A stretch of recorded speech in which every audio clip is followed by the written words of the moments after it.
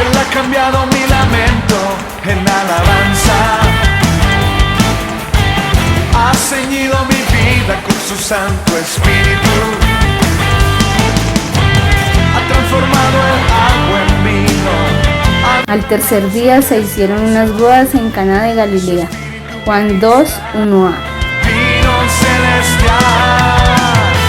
Él ha cambiado mi lamento en alabanza. Buenos días. Los saludo hoy 28 de mayo, mes de renuevo.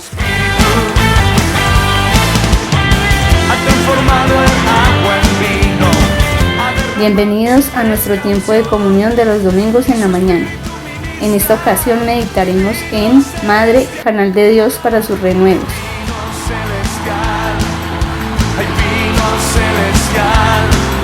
Como parte del homenaje especial a las madres. Hay vino celestial, hay vino celestial, hay vino celestial. El Señor nos ha dado una palabra específica para este año 2023, renuevo del Señor. Esa es la palabra de este año.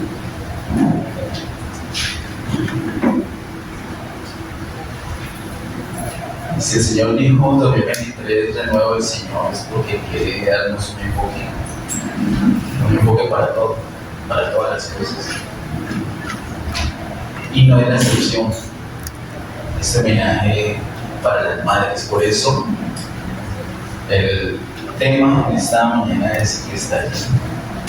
Madre, canal de Dios para sus renuevos. En el mes de los niños, abril, mes de los niños, vemos una palabra muy específica acerca de los niños como retoños de vidrio. Pero esos retoños no se dan por generación espontánea.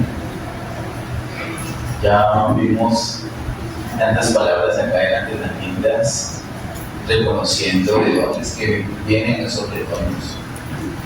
Para dar origen a un retoño de vida se requiere un vientre, se requiere más que un vientre, una mamá, una madre. Por eso las madres son esos canales para los renuevos del Señor.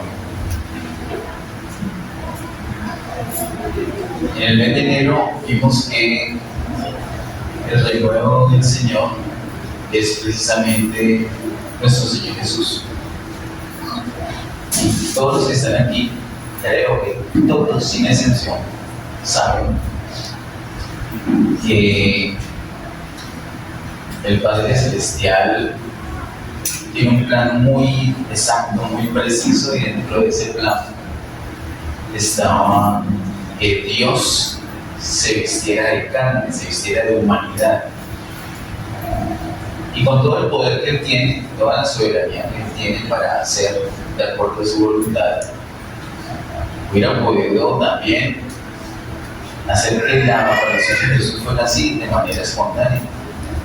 Pero no lo hizo así, sino que lo hizo precisamente a través de uno de sus canales para sus renuevos. Lo hizo a través de una mujer.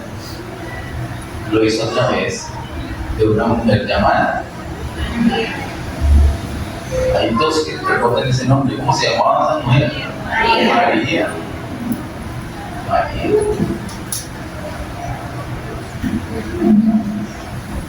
En el Evangelio de Lucas hay una exaltación muy especial a María, reconociendo la importancia que ella tiene en los planes del Señor. Nosotros aprendemos, creemos lo que está escrito y lo hablamos lo que está escrito. Así que María fue clave para el nacimiento del Señor Jesús. No que iniciara su vida allí, pero sí su vida encarnada. Porque, como dice el Evangelio de Juan, que tanto hemos estudiado este año, el Señor Jesús es desde la eternidad. Él es eterno, no tiene ni principio ni tiene fin. Él es eterno. Pero en la primera eternidad no tenían carne. Para la segunda eternidad quedarán por siempre con carne. Y eso es un hecho maravilloso que nos enseña la Biblia. Y eso, pues gracias a que puedo usar ese canal de bendición, ese canal para su renuevo llamado María. Así que María fue clave para el nacimiento del Señor. Pero los que han tenido la oportunidad de atender las prédicas que hemos tenido acerca del renuevo, y los demás, aprovecho para decirles que tenemos un canal en YouTube donde puede usted ponerse en día con esas prédicas. Es muy interesante, muy importante que usted sepa qué es eso de renuevo, cómo se da el renuevo, qué se requiere para el renuevo, cómo me puedo beneficiar personalmente, cómo mi familia se puede beneficiar, cómo mis amigos, mis conocidos se pueden beneficiar del renuevo del Señor. Es muy importante conocerlo. Les animo que medite en oración esas prédicas que están allí en su canal. Yo solamente le quiero recordar, para que podamos entender el punto de la prédica de hoy, les quiero recordar que ese renuevo es algo que está manifestando el gran poder que tiene la vida. Pero el gran poder que tiene la vida se manifiesta plenamente después de muerte. La vida como tal ya es poderosa y la cuidamos. Y cuando nos enfermamos es terrible, cuando nos desgastamos es terrible, cuando sentimos cansancio nos toca sí o sí reposar para renovarnos. Cuidamos de esa vida. Y es muy poderosa esa vida, pero hay una vida superior, hay una vida más poderosa, que es la vida en resurrección, que es precisamente la que da lugar al renuevo del Señor. El renuevo del Señor es una vida después de muerte. Y fue posible que nosotros disfrutáramos vida después de muerte por la encarnación de Dios, porque solamente después de eso sigue un proceso que termina con la impartición de su propia vida resucitada en nosotros. Y así como una mujer fue importante en el momento de la encarnación, también fue importante en el momento de la muerte.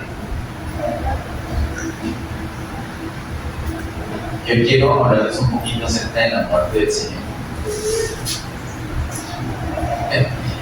Es un mensaje bastante austero, pero en el marco del renuevo del Señor, quisiera que comprendiéramos la importancia que tienen las madres en ese propósito del Señor. Cuando el Señor está en la cruz del Calvario, está muriendo, nos enseña el Evangelio de Juan que es una gran bendición para toda la humanidad. Él ha dicho a la altura del capítulo 12 de Juan, el Señor Jesús ha dicho que si el grano de trigo no cae a tierra y muere, queda sin fruto. Y el Señor Jesús es ese grano de trigo que cayó a tierra y murió, y gracias a su muerte entonces no quedó solo, sino que dio mucho fruto, porque se pudo liberar la vida en resurrección e impartirse en los creyentes. Por eso es importante la muerte. En la muerte es que se libera la vida. En la muerte del Señor se libera su vida, luego en resurrección, para impartirse.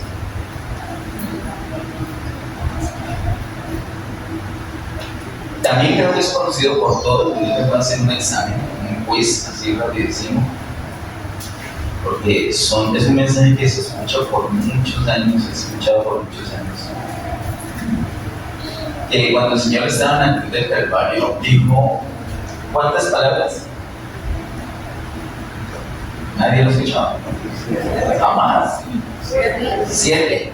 Pero realmente fueron 7 frases, no 7 oraciones, no 7 palabras como tal, pero se conocen como las 7 palabras del Señor en la cruz. Y realmente es cuando miramos la palabra de Dios, Él sí dijo 7 palabras, o 7 expresiones, 7 oraciones, pues 7 frases. Muy importante. El Señor Jesús estuvo en la cruz del Calvario. ¿Recuerdan cuántas horas? 6 horas. Desde las 9 de la mañana hasta las 3 de la tarde. En las primeras 3 horas, él sufrió mucho oprobio, mucho insulto, mucha injuria de parte de los seres humanos.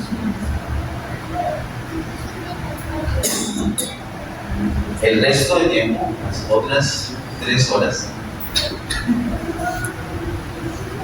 fue juzgado por el mismo Padre Celestial. De eso hablamos muy en detalle en octubre del año 2020, también esa prédica la puedes consultar en el video. Cuando hablamos de la muerte del Señor, yo le di una inquietud a Sebastián, que es bastante curioso con datos de la Biblia. Y yo espero que él se acuerde y esté haciendo esa tarea. Yo le pregunté, ¿sabes quién le dio muerte al Señor Jesús? ¿Te acuerdas? Que hablamos de eso. ¿Quién mató al Señor Jesús? ¿Quién lo ejecutó? Es una pregunta tremenda. En la prédica que se llama La muerte de Cristo, que está en el canal de YouTube, la vimos en octubre del año 2020, allí miramos a la luz de la Biblia quién fue quien lo ejecutó. Es que las 3 primeras horas del Señor recibió injurias de parte de los seres humanos y las otras 3 horas fue juzgado directamente por el Padre Celestial. En las 3 primeras horas el Señor dijo 3 de esas palabras y en las últimas 3 horas dijo 4, las otras 4 de esas 7 palabras. Quiero que me acompañe a Lucas capítulo 23. Lucas capítulo 23, verso 34. Lucas 23, verso 34 dice, y Jesús decía, Padre, perdónalos porque no saben lo que hacen. Esa fue la primera palabra. Luego dice, y repartieron entre sí sus vestidos, echando suertes. Pero la primera palabra que el Señor menciona y que está allí en el verso 34 es, Padre, perdónalos porque no saben lo que hacen. Cuando el Señor estaba en la cruz, las primeras 3 horas dijo 3 palabras. La primera fue esa.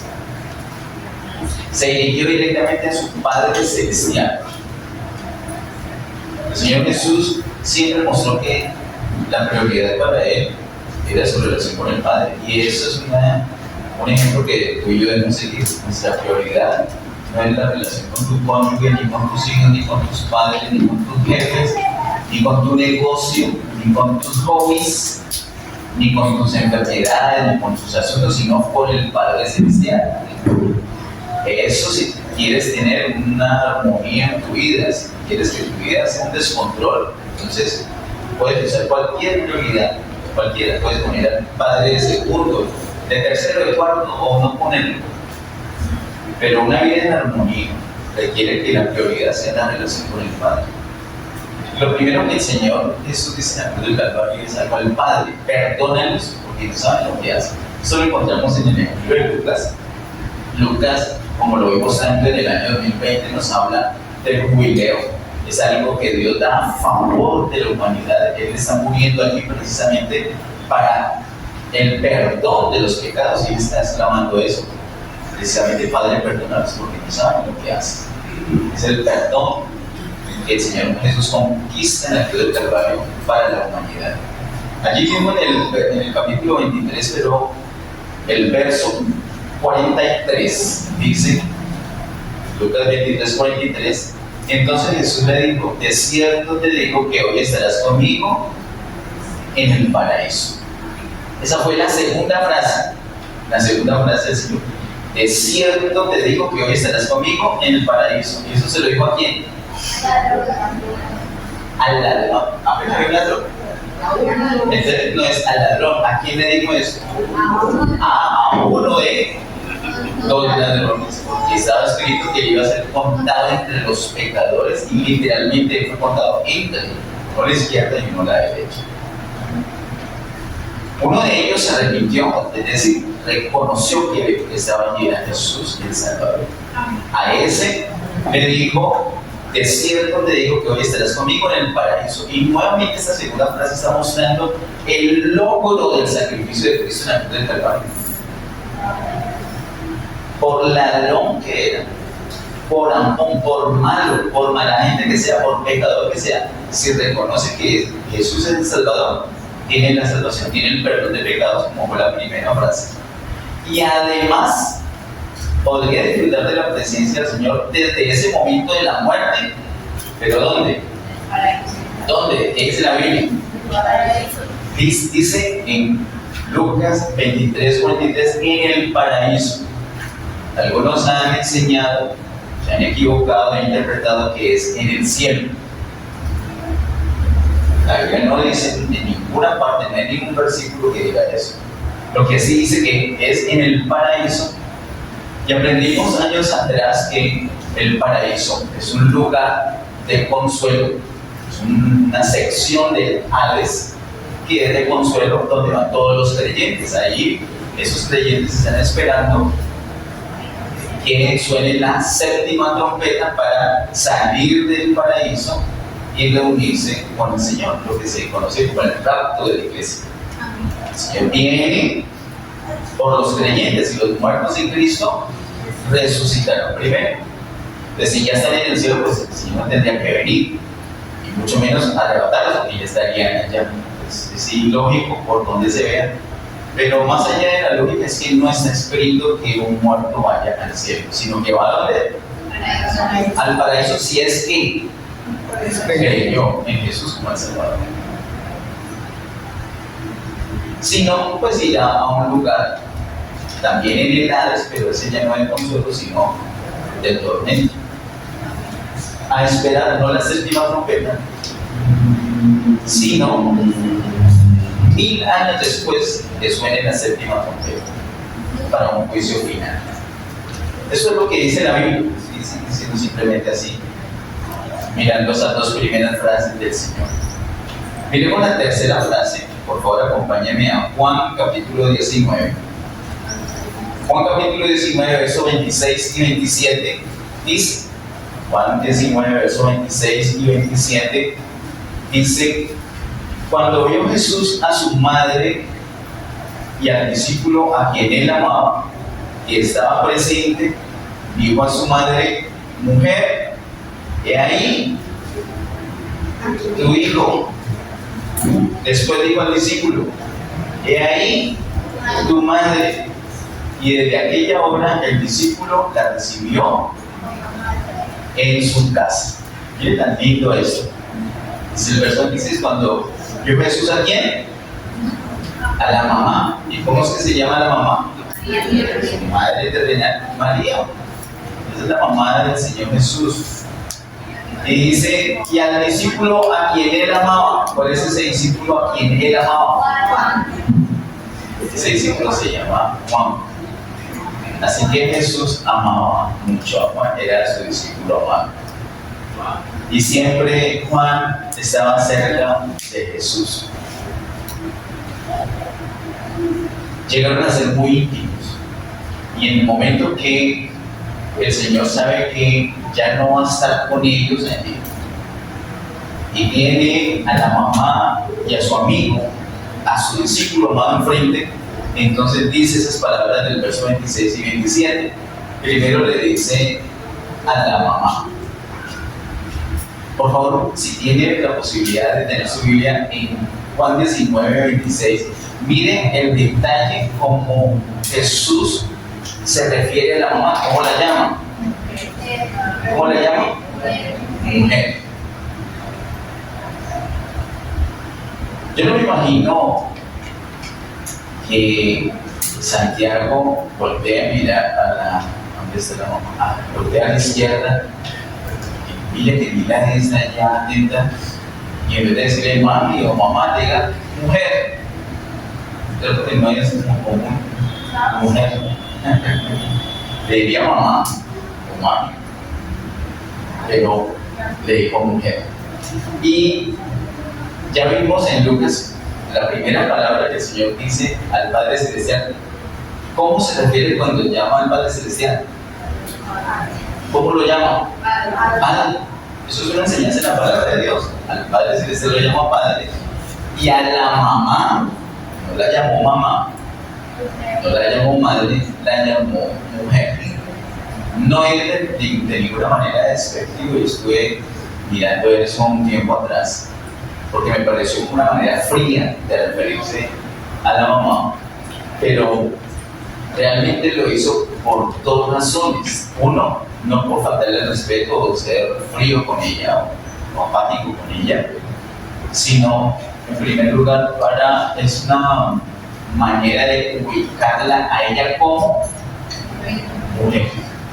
Ella es la mamá, pero ante todo es una mujer.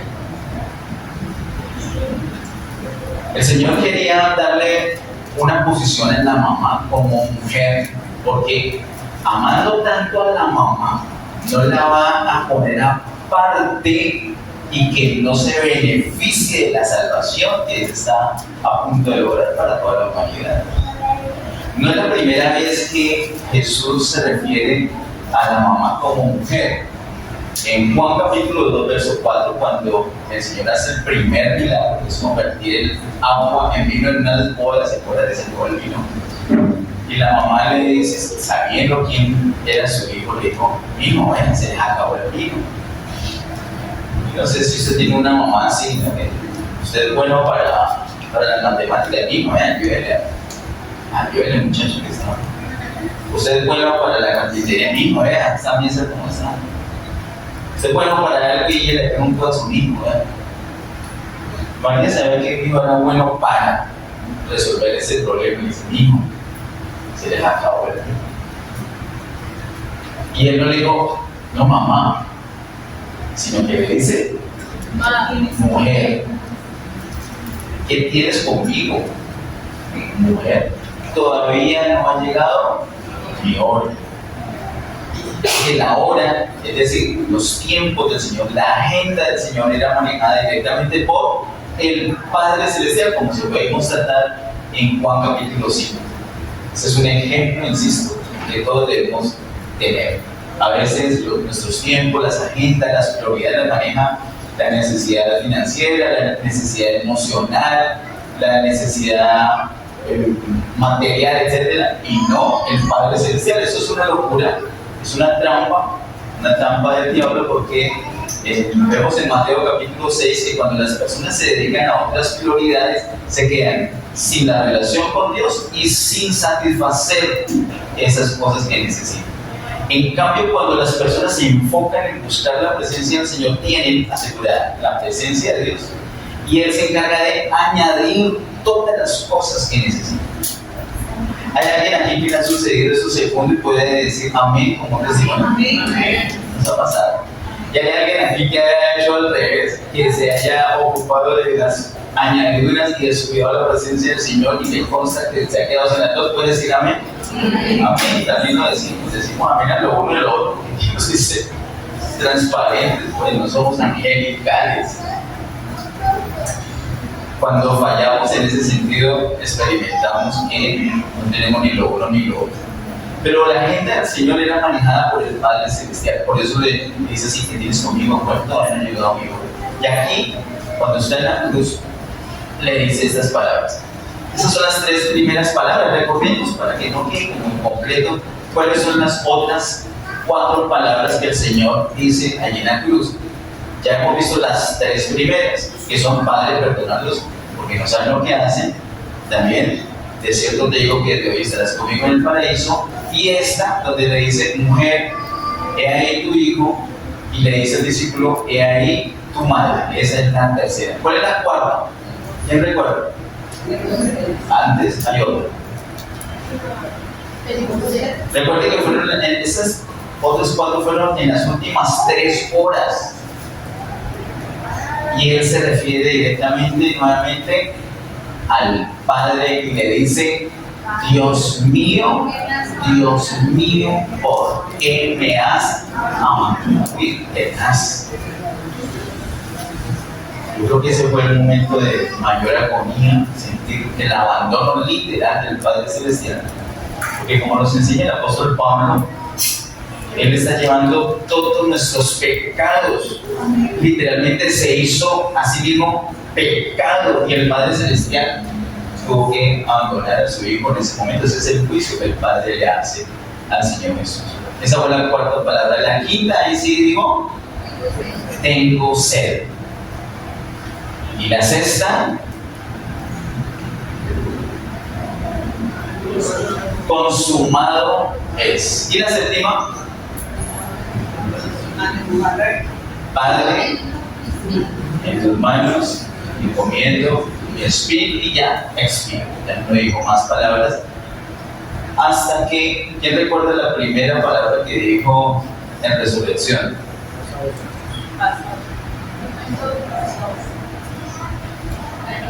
María. ¿A quién le dijo así? A María Magdalena, que estaba llorando, buscándolo. Le dijo, María.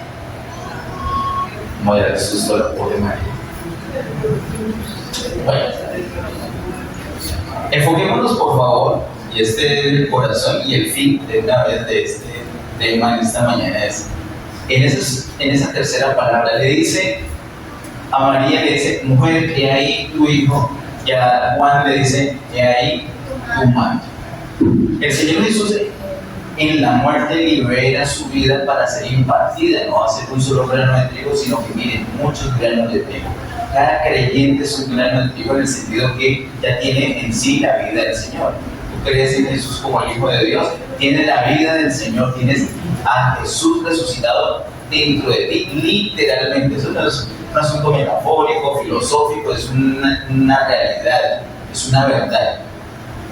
La experiencia personal que tengas de eso puede ser mayor o menor en la medida que tengas comunión con el Señor, pero ese es otro tema. Pero la realidad está aquí. La vida resucitada de Cristo está en cada creyente.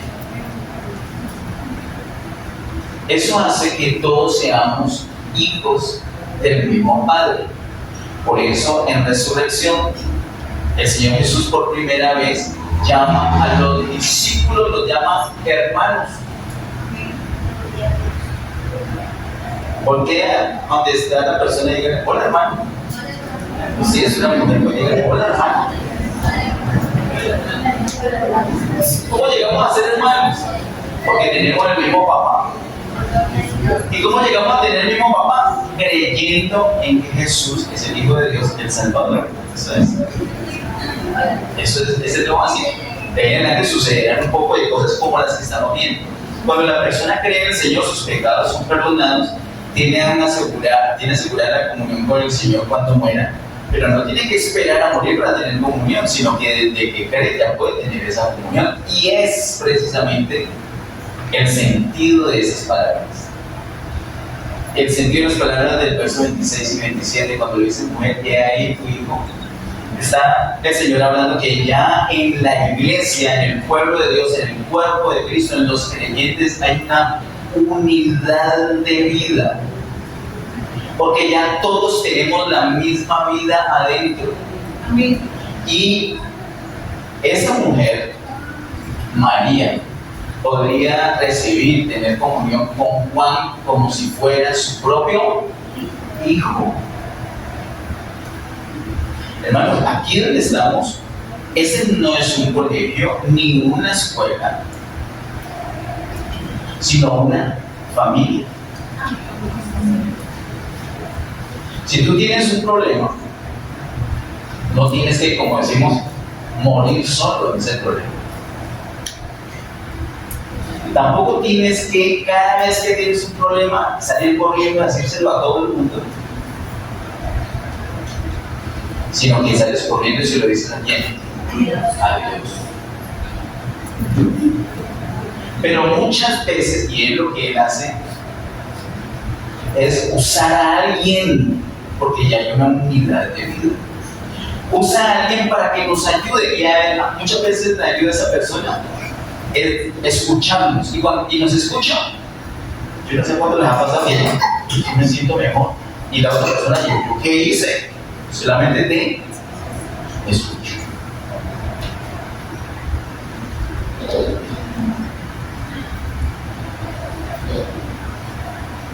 La relación entre los cónyuges es muy bonita, pero la relación de padre e hijo es una relación de vida. De los cónyuges, no necesariamente, porque generalmente uno se casa con una persona completamente extraña. ¿De dónde salió? Del agua. ¿Y quién era? Era una de las áreas. ¿Y quién sabía quién era? Una de las áreas. Y entonces tuve la fortuna de quedarme, de todas las áreas, de quedarme con la que tenía mejor gusto. Pero eso ya vino un poco después. Antes era una extraña completamente. Todavía estoy tratando de conocerla. Pero mira ese modelo, mira hermoso. Relación madre-hija. Mira esa hermosura. Las palabras de Ivy que nos conmovieron aquí, Ivy ya con hijo, sirviendo al Señor, dándole un reconocimiento directo a la mamá. ¿Quién no se conmueve? Hasta las lágrimas. Es algo muy hermoso. ¿Qué tal el monito aquel que vio caer una rosa del cielo y la mamá le puso en la cabeza?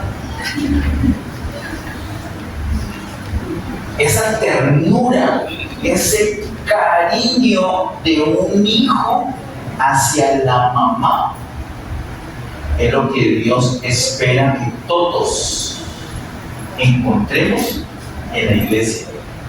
Es lo que espera Dios, que todos encontremos en el cuerpo de Cristo, en una comunidad como esta, que nos reunimos para adorar al Señor, porque creemos en el Señor y su vida ha sido impartida en nosotros, entonces ya tenemos una unión con esa vida.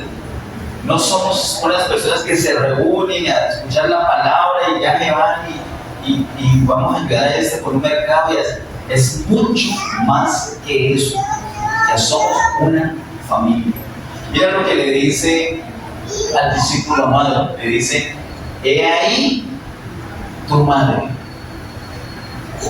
Yo recuerdo que mi mamá tenía una palabra, y por eso yo siempre le echo la responsabilidad a ella. Yo me considero muy mimado todavía, muy mimado. En la casa me miman todos. Todos. Mis hijas, mi hijo, mi esposa. Caleb, cada hijo. Abuelo, te amo. Me mata. Yo soy muy mimado y a mí estas cosas me alimentan, y de igual manera cuando siento que son pocas las manifestaciones, me hacen mucha falta, me parto el corazón. Yo soy muy mimado, le echo la responsabilidad a mi mamá. Mi mamá tiene una palabra para dirigirse a mí y era, es decir, pasar a mí la recuerda, y era papito. Ella me decía papito y ya me arreglaba el día. Yo llegaba a la universidad, yo siempre tenía una rutina de hacer una copia de seguridad. Llegaba, bloqueaba la base de datos, ponía la copia de seguridad, llamaba al teléfono, saludaba a mi mamá, le preguntaba: ¿cómo estás? ¿Cómo está mi papá? ¿Cómo van las cosas? Y ahí nos poníamos al corriente del día. Y cuando ella me contestaba, me decía: hola papito, ya tenía el día bien. Ese tipo de cosas es la que el Señor espera que encontremos aquí en la iglesia. Miren, en el mundo no vamos a tener de ese nivel, no vamos a tener, porque en el mundo no está la impartición de la vida del Señor. Pero acá sí, a un discípulo le dice: he ahí tu madre. En la iglesia vas a encontrar un papito, vas a encontrar un abrazo, vas a encontrar una oración, vas a encontrar un consejo. No cualquier papito, no cualquier abrazo, no cualquier consejo, sino un consejo que viene de parte de Dios, porque está en la vida de Dios, en nosotros literalmente. Ese es el deseo del Señor. Y no solamente lo dice en Juan, quiero recordarles en Mateo 12, con eso terminamos. Mateo capítulo 12, verso 46. Mateo 12, verso 46 al 50, dice: mientras él aún hablaba a la gente, he aquí su madre y sus hermanos estaban afuera y le querían hablar. Y le dijo uno: he aquí tu madre y tus hermanos están afuera y te quieren hablar. ¿Qué estaba haciendo el Señor Jesús? Estaban predicando, estaban enseñándole a un poco de gente, la casa estaba llena. Llegó la mamá, los hermanos no podían entrar, pero no me llaman al de barbita. Llaman a Jesús, dijeron que estamos acá. Entonces fueron y le dijeron, verso 48, respondiendo él al que le decía esto, dijo: ¿quién es mi madre y quiénes son mis hermanos? Tremendo. Esta es la mamá ¿sí? ¿Y quién es mi mamá y quiénes son mis hermanos? Pareciera otra vez como unas palabras muy frías, ¿cierto? Como negando a la familia. Y sigue diciendo el verso 49: y extendiendo su mano hacia sus discípulos, dijo: he aquí mi madre y mis hermanos. Es decir, aquí está mi familia. Hermanos, la iglesia no es una escuela. La iglesia no es un instituto. La iglesia no es una organización. La iglesia no es un negocio. La iglesia es una familia. Nosotros aquí estamos por una comunicación de vida. La relación que hay entre nosotros es una relación de vida, por eso somos hermanos. Aquí encontramos nuestra mamá y aquí encontramos nuestros hermanos. Es así. La compinchería de un hermano, de un buen hermano, aquí la encontramos en la iglesia. No quiero decirte que ya no vuelvas a charlar con tus amigos que no son creyentes o que ya no son tu familia en ese sentido, o tus amigos, pero ojo, sigamos el ejemplo del Señor Jesús, que ubicó a la mamá como mujer para que ella se beneficiara de esa vida de iglesia. Ubica a tus parientes que no son creyentes, ubica a tus amigos que no son creyentes para que ellos, si les amas, para que ellos se beneficien de esa relación de vida que Dios da en la iglesia. Dice el verso 50: porque todo aquel que hace la voluntad de mi Padre que está en los cielos, ese es mi hermano y hermana y madre. Entonces, tenemos aquí nosotros, aquí en la tierra, aquí en la casa de Dios, en la iglesia, tenemos mamá. ¿Sí o no? Sí. ¿Tenemos hermanos? Sí. ¿Tenemos hermanas? Sí. ¿Y el Padre dónde está?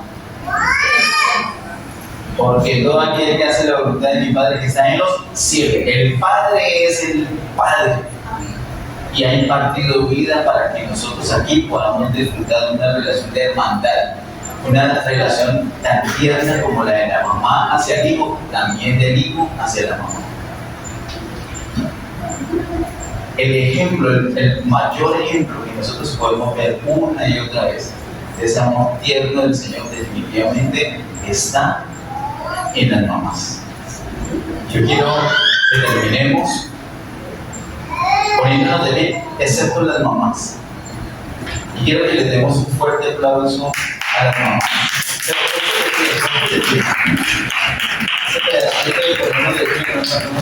Vamos a darle un fuerte aplauso a las mamás.